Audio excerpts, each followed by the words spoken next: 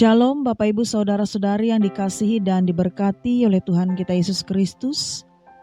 Hari ini kembali kita bersama akan mendengarkan suara kebenaran firman Tuhan melewati kitab Yesaya pasal 24 ayatnya yang pertama hingga ayat yang ke-13. Sebelum kita bersama merenungkan firman Tuhan saat ini, saya mengajak Bapak Ibu Saudara-saudari sekalian, kita bersatu di dalam doa.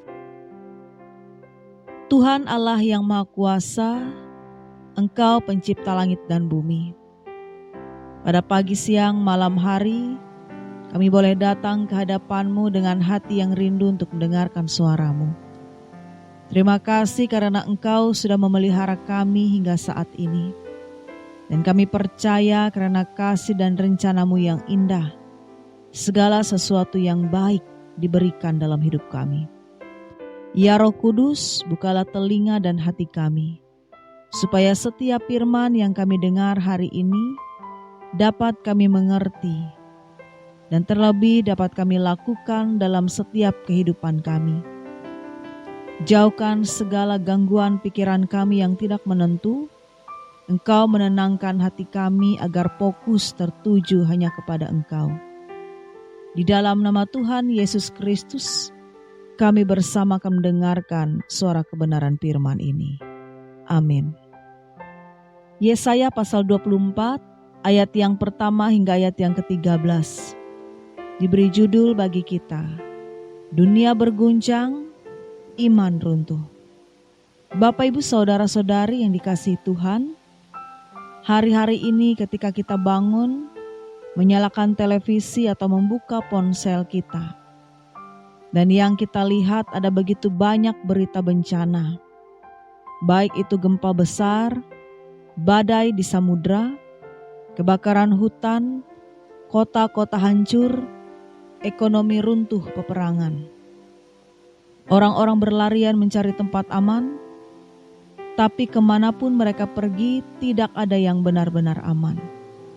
Berita seperti itu membuat dada terasa sesak. Dan mungkin kita berkata, ya Tuhan, apa yang sedang terjadi?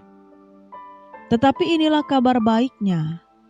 Tidak ada satupun kejadian di bumi yang membuatnya meninggalkan umatnya. Tahtanya tetap kokoh, kasihnya tetap penuh, rencananya tetap berjalan. Di dalam Yesaya pasal 24 ini menggambarkan situasi yang seperti itu, di mana dunia terguncang hebat, tetapi bagi orang percaya, ini adalah panggilan untuk kembali melihat siapa yang menjadi pegangan hidup kita. Pada bagian yang pertama melewati ayat yang pertama, Tuhan berdaulat penuh. Sesungguhnya Tuhan akan menanduskan bumi dan akan menghancurkannya. Ia akan memutar balikan mukanya dan menyerahkan penduduknya. Yesaya memulai dengan kata sesungguhnya. Itu artinya ini pasti terjadi. Tapi perhatikan, yang memegang kendali itu adalah Tuhan, bukan kekuatan lain. Ini berarti bahwa sejarah dunia tidak pernah lepas dari tangannya. Kalau Tuhan yang memegang kendali, kita tidak perlu takut kehilangan kendali. Dia tahu apa yang Dia lakukan, bahkan saat kita pun tidak mengerti. Ayat yang kedua, semua lapisan kena dampak, tapi Tuhan sediakan perlindungan. Tidak ada orang yang kebal, baik rakyat biasa maupun pemimpin, majikan maupun hamba, semua akan merasakannya. Krisis boleh sama untuk semua orang, tapi respon kita bisa berbeda. Orang yang hidup dalam Tuhan punya tempat perlindungan yang sejati. Ayat yang ketiga hingga ayat yang keenam. Dosa merusak, Tuhan memulihkan.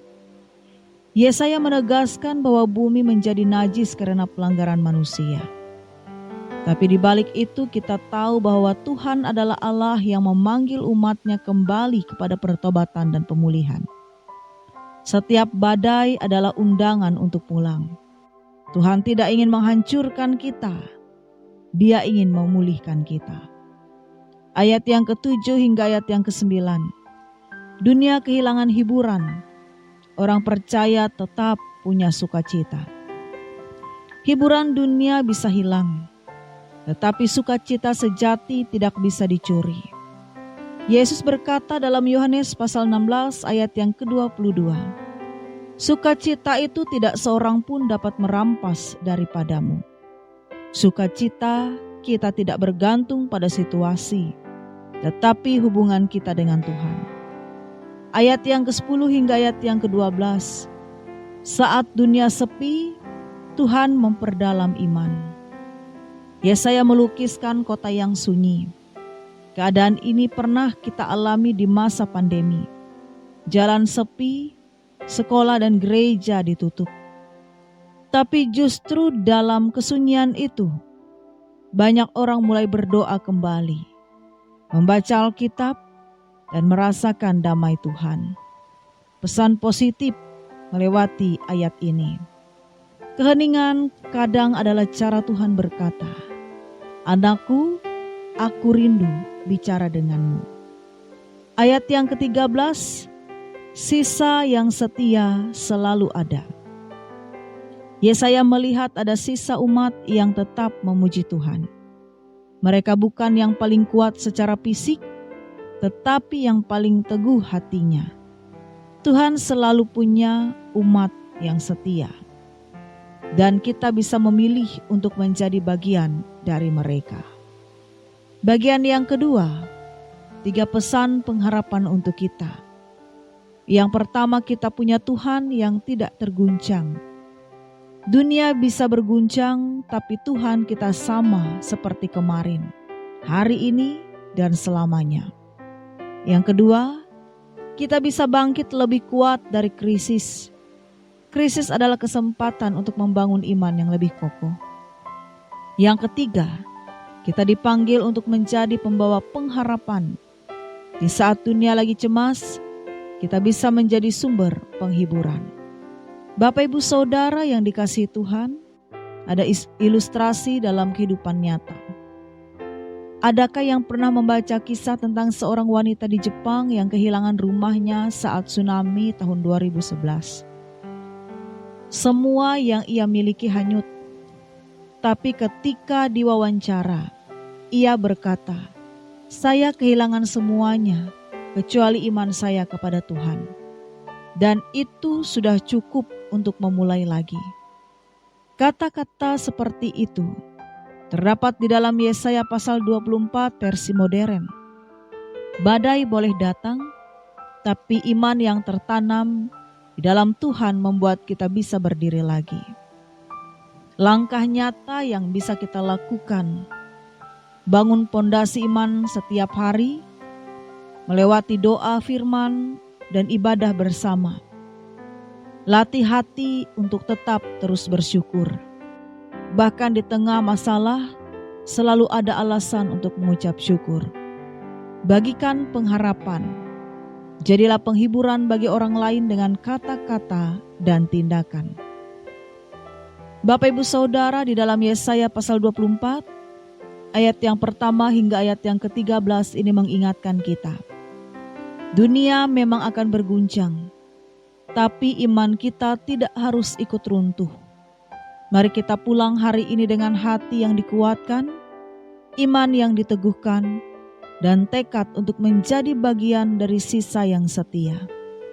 Hari ini tidak henti-hentinya dan bosannya untuk kembali mengingatkan kepada kita semua untuk memulai pertobatan di dalam kehidupan pribadi kita. Amin. Mari kembali kita bersatu di dalam doa. Tuhan Allah yang penuh kasih, terima kasih untuk firman-Mu yang telah kami dengar hari ini. Engkau mengingatkan kami bahwa dunia ini bisa saja mengalami guncangan, tetapi hati yang percaya kepadamu akan tetap teguh dan tidak akan mudah goyah. Terima kasih melewati firman ini, iman kami diperbaharui dengan hati yang penuh dengan pengharapan dan dengan langkah yang berani untuk hidup benar di hadapan-Mu. Ya Roh Kudus, tolonglah kami untuk memegang teguh firman ini, agar kami menjadi pelaku firman dan bukan hanya sekedar pendengar. Pakailah hidup kami menjadi terang bagi sesama, dan jadikan kami saksi-Mu di tengah dunia yang sedang haus akan kebenaran.